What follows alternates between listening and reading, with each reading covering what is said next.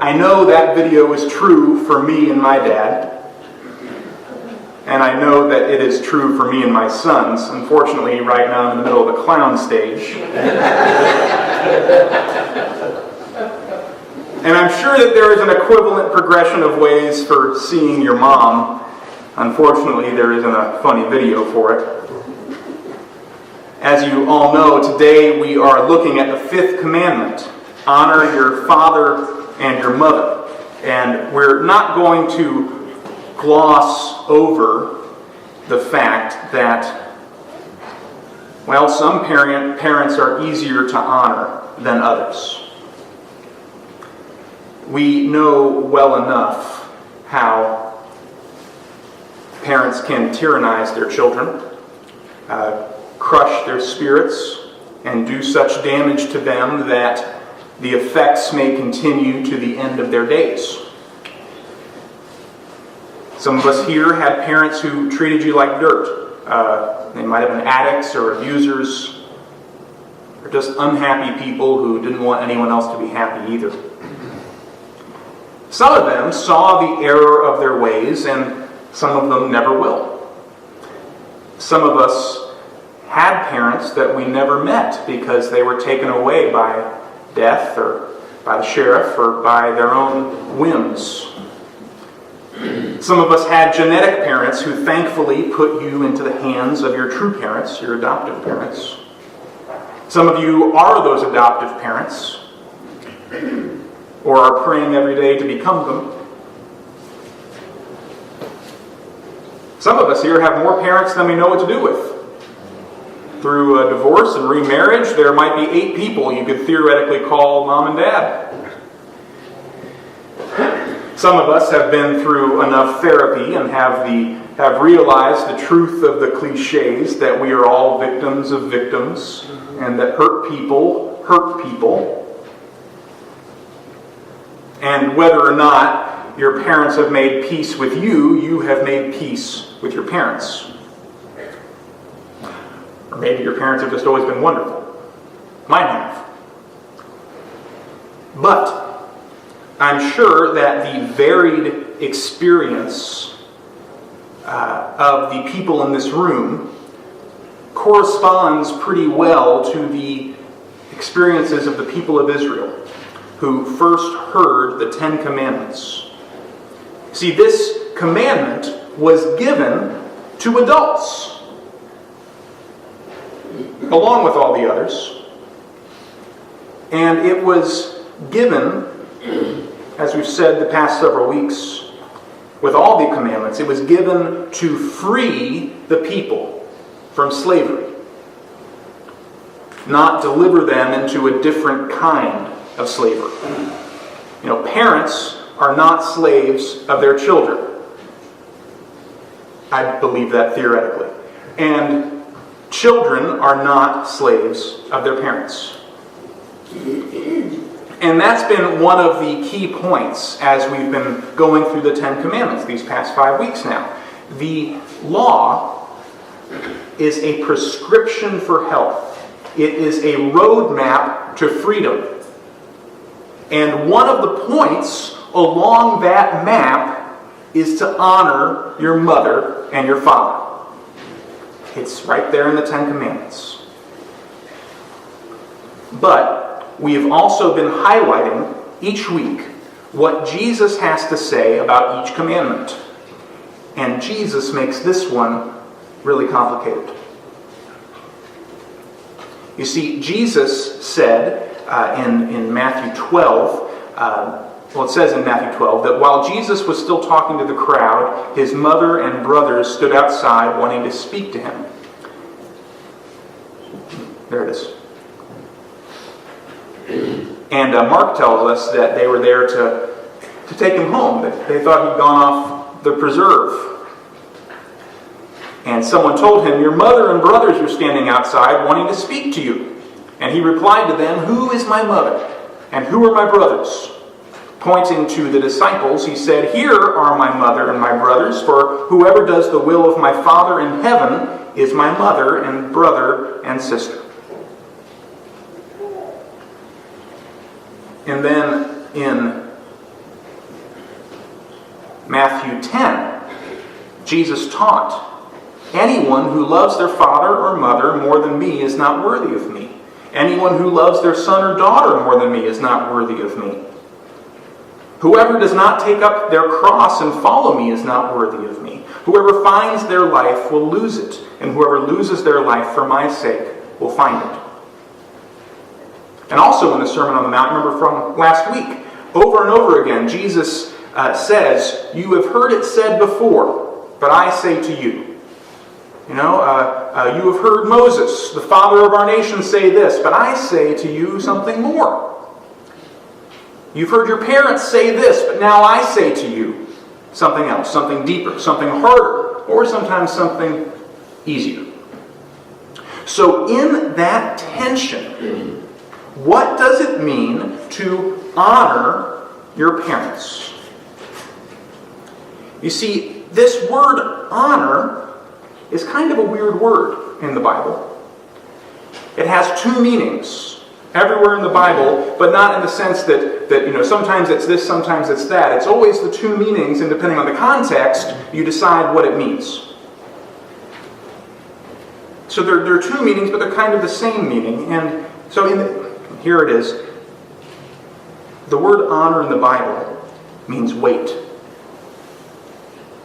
To give weight to something means to honor it, in that you give more importance to something that is weighty than to something that is lightweight. Parents are weighty in the lives of their children because no other relationship can affect you in quite the same way as your parents do. And it is easy for those who have had good parents to say that. But I think it's even more important for those of us who have had issues with their parents to admit that too. Parents can weigh down your life. On the one hand, they can be the anchor that keeps the boat of your life safe in the storms, but on the other hand, they can be the anchor with too short of a chain that pulls you under the waves. Parents have weight in our lives, even sometimes long after they've passed away.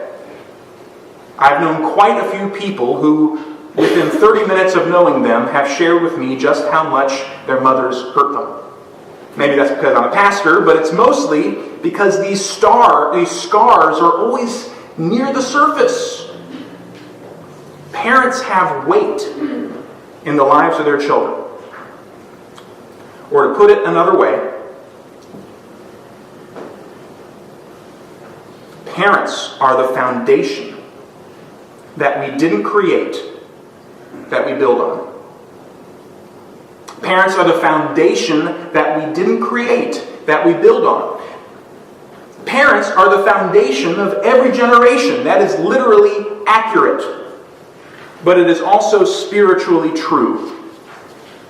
It might be the best foundation you could have possibly had, or it might be shaky. But either way, it's what you have to build on.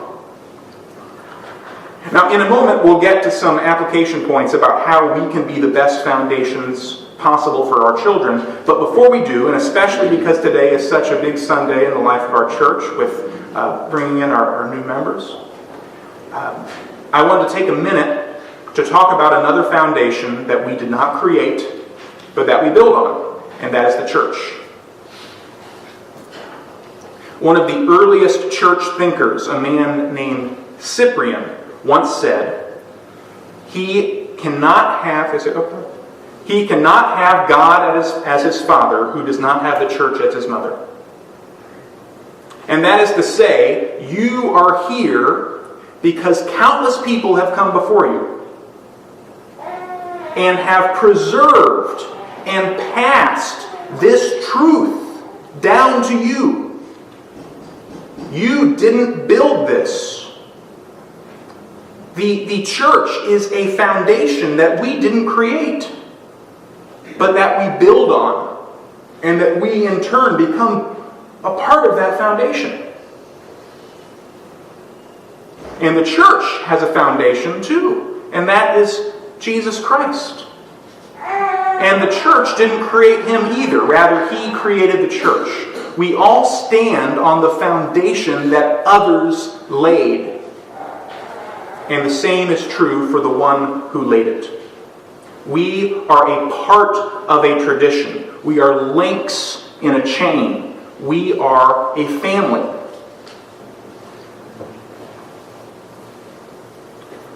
So, back to family issues. So what does it mean to build on the foundation of your parents? How can I build on the foundation of my parents? How do you give weight to your parents if they weren't there? Well, first, you acknowledge that they weren't. And then you decide that you will be. And second, you build on the foundation of the people who stood in their place. And if there weren't any, it's not too late to go find some.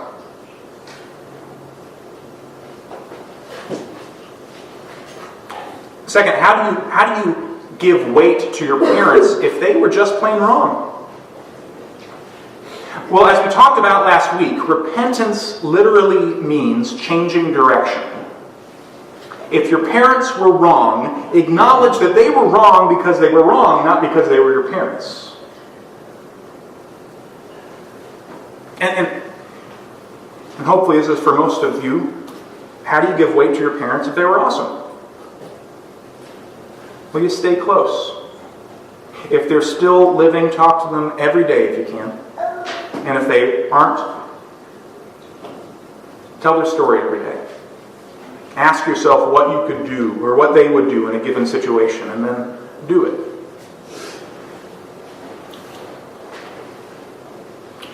And then last, honor your father and mother by taking care of them in their old age. There's no greater gift that a child can give their parent than doing that.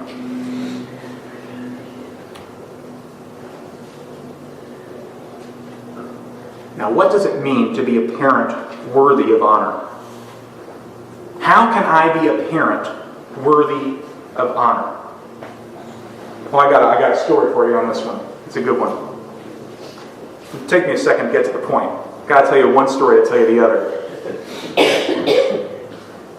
During the course of World War II, many people gained fame in one way or another. One man was named Butch O'Hare. He was a fighter pilot assigned to an aircraft carrier in the Pacific. And one time, his entire squadron was assigned to fly a particular mission. And after he was airborne, he looked at his fuel gauge and realized that someone had forgotten to top off his fuel.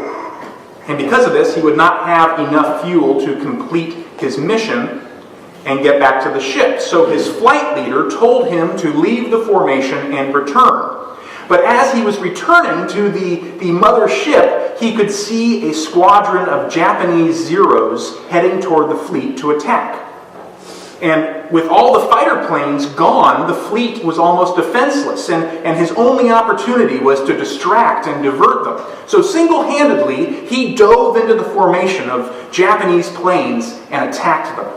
The American fighter planes were rigged with cameras then, so that as they flew and fought, pictures were taken so pilots could learn more about the terrain and enemy maneuvers and all that. But Butch dove at them and shot until all his ammunition was gone, and then he would dive and try to clip off a wing or a tail or anything that would make the enemy planes unfit to fly. He did anything he could to keep them from reaching the American ships. And then finally, the Japanese squadron gave up, and they took off in another direction. And Butch O'Hare and his fighter, both badly shot up, limped back to the carrier. He told his story, but not until the film from the cameras on his plane was developed did they realize the extent that he went to really protect his fleet. He was recognized as a hero and given one of the nation's highest military honors, and if you've ever flown into Chicago, you've walked through his airport. O'Hare Airport is named after Butch O'Hare.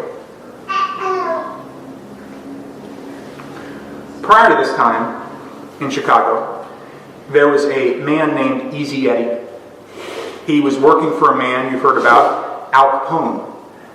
Al Capone wasn't famous for anything heroic, but he was notorious for murder and the illegal things he'd done. And Easy Eddie was Al Capone's lawyer. And he was very good at what he did. In fact, because of his skill, he was the one who was able to keep Al Capone out of jail. To show his appreciation, Al Capone paid him very well, and he gave him extra things like a residence that filled an entire city block in Chicago. The house was fenced, and he had live-in help and all of the conveniences of the day. But Easy Eddie had a son, and he loved his son, and he gave him all the best things while he was growing up, clothes and cars and a good education. And because he loved his son, he tried to teach him right from wrong. But the one thing he couldn't give him was truly to give him morality because of who he was and what he did. He couldn't give him a good name. So he went to the authorities to rectify all the wrong that he had done. In order to tell the truth, he testified against Al Capone. And he knew that Al Capone would do his best to have him killed, but he wanted most of all to try to be a good example and do the best he could to give back to his son, to give him a good name. And so he testified. And within the year, he was shot and killed on a lonely street in Chicago. And you probably already guessed that Butch O'Hare was Easy Eddie's son. See, Easy Eddie recognized the truth that we spoke last week. That is that our direction, not our intention, determines our destinations. That direction, not intention, determines your destination. And he saw that the direction he was headed in would not lead his son in the right direction. So he changed direction.